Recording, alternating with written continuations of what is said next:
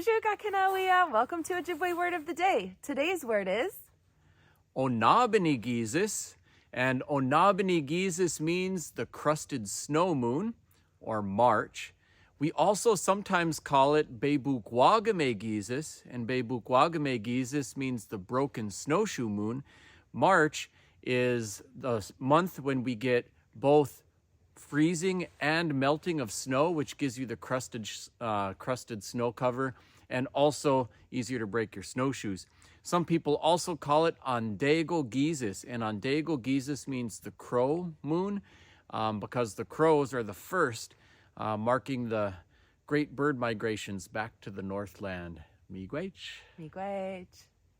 Miigwech, Wagosh, Indigenous. Hijigukwe Indigu. And that was Ojibwe Word of the Day. Miigwech.